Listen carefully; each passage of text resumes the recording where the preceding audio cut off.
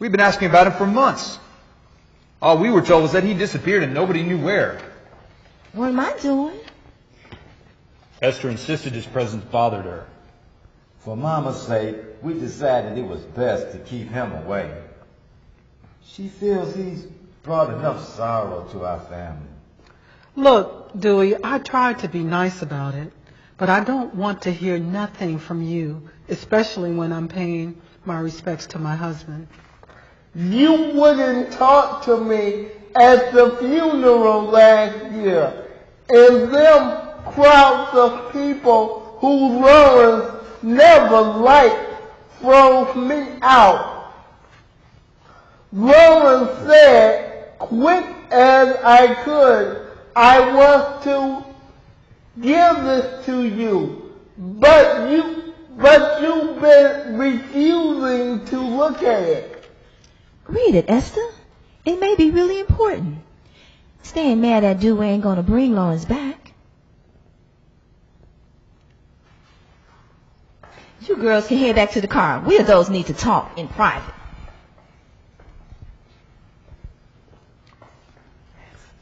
For Mama's sake, we decided it was...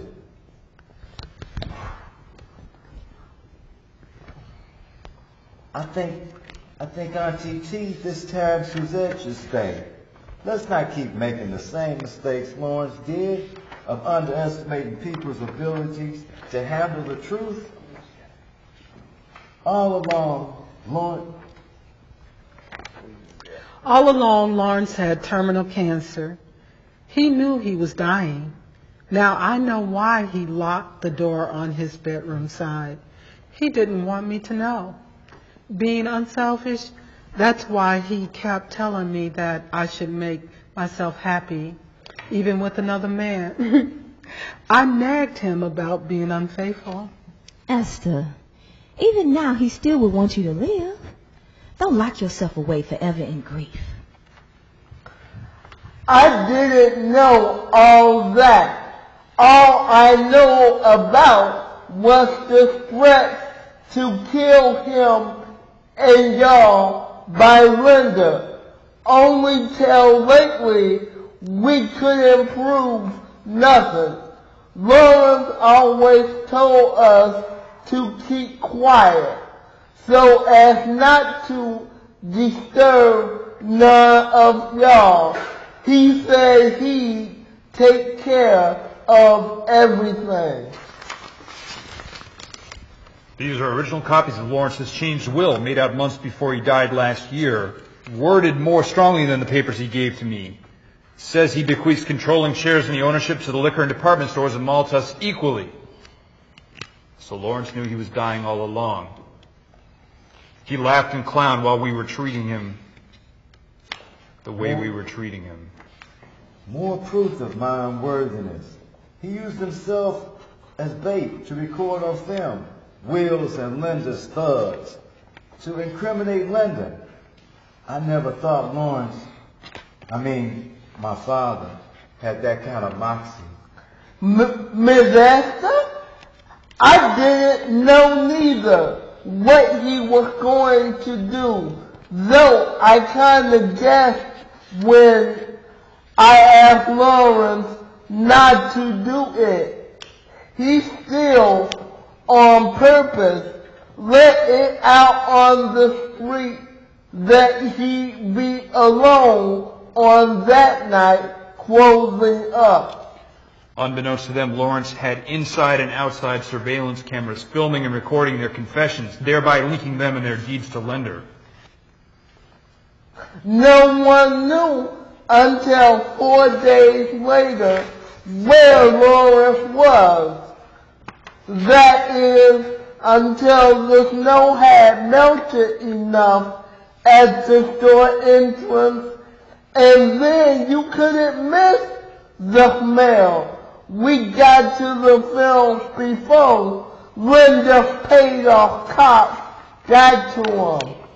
It was Mayor Daly who finally got the streets cleared. That was how we had the first chance to get to Lawrence before the police. Yes, it was I who decided to conceal away the recovered tapes Dewey found long enough to contact my friends in the foreign embassy. They and Edward had the connections to not let it go away. I've since been informed the conspirators have all been apprehended and sentenced for murder. I knew the day at the old house when that man Linder came and gave Lawrence that $10,000 check. Lawrence had a look in his eyes that he had changed. He never more looked like his father than then. The same way that you look sometimes now, Francis. I only stayed on him because I was always against him putting all of us in harm's way so that Ed could annoy Linda, they flim-flam Linda, who became our next door neighbor. That's what led to Lawrence's death. Personally, I still don't think none of it was worth it. What about me? All the while, throughout, I was too drunk to be of any help. I vow again to commit myself to work along with Uncle Deke and Uncle Ed and Bob in the business. My stupid days are over. And perhaps, even in death, he has taught us another lesson about being judgmental. Dewey, would you rejoin our organization, perhaps as a junior partner? Dewey, forgive me. Here we were talking about discrimination and at the same time practicing it ourselves. Please accept Francis' offer. Here, here to that. What do you say, Dewey? You'll have a new car and a home. Can't let people think you live hand to mouth. That would make us all look bad. To do what? I ain't into handouts. Of course you'll have real duties. All this while, for a long time, my brother and I have been quietly inquiring about your whereabouts. Many were times Lawrence confided to us how invaluable your people skills were to him for the success of the liquor store. In that case, okay, I accept. And thank you very much. Tiara, Francis, you both listen to me. Lawrence would not want you blaming yourselves for the past. What's been said and done is forgotten. Well, since my husband and nephew hospitalized my boss and former employer, I've been practicing at the free clinic, at least for a while. It'll be good experience for the future. Meantime, I've grown up too. In this whole big world of men, I got me a good one, and I'm going to spend less time competing with him and more time showing him. Chances are Dr. Johnston's gonna be in jail a long time too. After all the evidence Lawrence got on him of him being in debt to gamblers, having drug and alcohol addictions, selling human parts from even healthy patients for illegal experiments. Lawrence had me give all we had on the good doctor to the cops. You know, I suspect all along Lawrence welcomed another meeting with the late Mr. Wills. That was the look I was talking about. It was his father in him, serious about loving and taking care of his children, even to death. True. And I see now what my father was saying, that by our selfless acts, one after the other, that we as a whole can survive. We adults, we represent the past. Too many times we avoid responsibility for the evils in the world that we see reflected in our children, evils that we deplore, deluding ourselves to the truth that each generation learns about hate and violence from the previous generation. As for me, starting today, I hope to live a better example for the young people, these girls, and those children to be born will represent all of our future. It will be for them that I will live for. It is for them that I will dedicate myself to always protect, and for whose good that I will work for.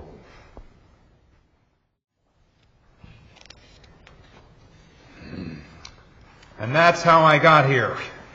You know, it's so good, if only temporarily, to have a fellow white man like yourself as a cellmate. With you, I've spoke candidly.